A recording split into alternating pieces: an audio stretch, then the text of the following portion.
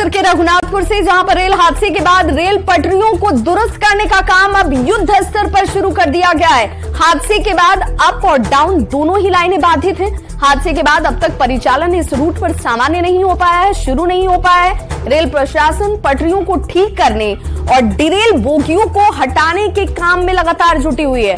परिचालन शुरू होने से हजारों यात्री राहत की सांस लेंगे, क्योंकि कई ऐसी ट्रेनें हैं जिन्हें इस वक्त रद्द रखा गया है, कई के रूट को बदल दिया गया है, यानी कि वक्त आपको ज्यादा लग रहा है अपनी यात्रा को पूरा करने में।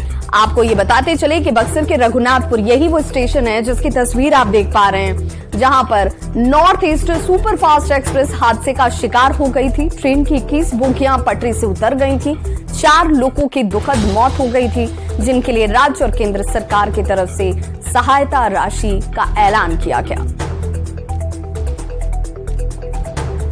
वहीं बड़ी खबर सीतामढ़ी से आ रही है, जहां पर बांग्लादेशी नागरिक को गिरफ्तार किया गया है। भारत नेपाल बॉर्डर, जहां से इस विदेशी नागरिक की गिरफ्तारी की गई है। बताया जा रहा है कि भारत आने का प्रयास जो है इस विदेशी बांग्लादेशी जो नागरिक है, जो पहचान के तौर पर सामने आ रही है इस वक्त, बताया जा रहा है कि ये बांग्लादेश का रहने वाला है। गिरफ्तार नागरिक से पूछताछ भी लगातार हो रही है। गिरफ्तार बांग्लादेशी नागरिक का नाम रकीबुल इस्लाम बाबू बताया जा रहा है।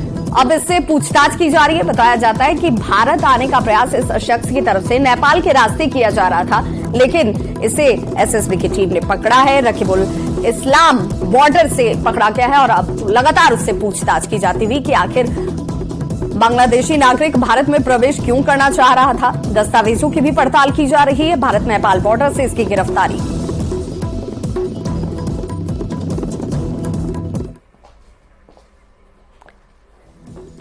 वहीं अगली खबर भागलपुर से, जहां नाथनगर थाने में दस्तावेजों को देखिए किस तरीके से धूप में सुखाया जाता है। ये तस्वीर आप देखेंगे तो एक बार की को सोचेंगे कि आखिर इन कागजों को धूप में क्यों रखा गया है। तो ये थाने के दस्तावेज हैं, बहुत महत्वपूर्ण है भाई, लेकिन उसका रख रखाव देखकर आपको कहीं से नहीं लगेगा कि अब इनके अंदर जान बची हुई है, ये किसी काम के लायक भी हैं। थाने के भवन को देखकर आपको ये थाना नहीं प्रतीत होगा। थाने में रखे कागजात पानी में भीगकर आधे सड़े गले स्थिति में हैं। फाइलों को प्लास्टिक से ढककर बचाने की जद्दोजहद की जा रही है। थाने की कई फाइलें सरकारी उदासीनता की वजह से बर्बाद भी हो चुकी हैं। उन्हें तो कोई देखने, पूछने और सुनने वाला भी नहीं है। तो एसएसपी ये कहते हैं कि नए भवन के निर्माण के लिए थोड़ा इंतजार कीजिए। 6 करोड़ का प्रस्ताव भेजा गया, अब वो प्रस्ताव पर मोहर लगेगी, बनेगा, तब जाकर शायद ये कागज जो है वो सुरक्षित हो पाएंगे, लोग सुरक्षित हो पाएंगे।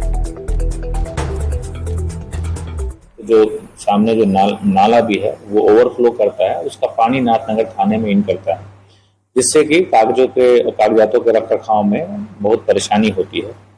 इसी संदर्भ में पूर्व में ही नया थाना भवन और 6 LS और 6 US और एक सिपाहियों का बैरक बनाने के लिए लगभग 6 करोड़ का प्रस्ताव मुख्यालय भेजा गया है। 1.5 माह पूर्व भी इस संबंध में पुलिस उप महानिरीक्षक महोदय के माध्यम से पत्राचार किया गया है।